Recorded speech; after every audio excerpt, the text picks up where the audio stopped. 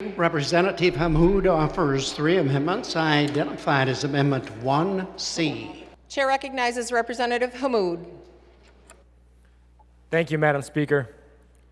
Colleagues, we are living in an unprecedented time. And unprecedented times demand unprecedented leadership. On the board today is a vote to preserve the public's health and well-being. On the board today is a vote to push back against a virus that has upended the lives of our families, of our friends, and of our communities. Testing and contact tracing are paramount to our recovery as a state and as a nation. The science has proven that a robust testing and contact tracing infrastructure leads to better outcomes. They provide us with an ability to identify and isolate outbreaks, to prevent further spread and shutdowns. Is that not the desired outcome? I'm not sure how many of my colleagues are epidemiologists or how many of you are public health professionals. But lesson number 1 is, it is far more effective to double down on your investments to prevent spread than to try to contain it after the case. That is a fact.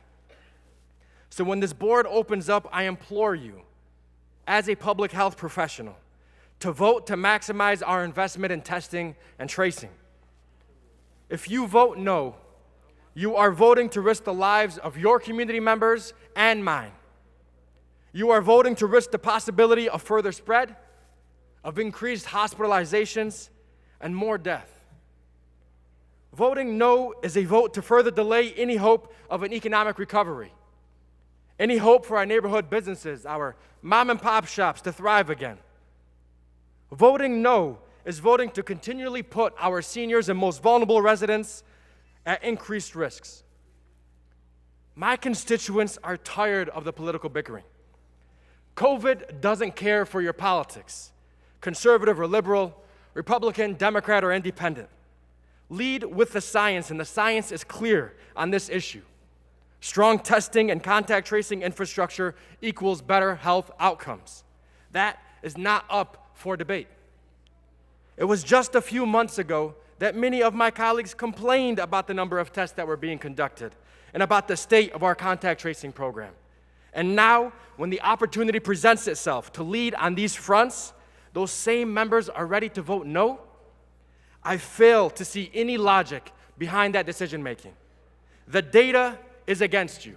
The science is against you. And your residents will be against you. I implore you to put your constituents first.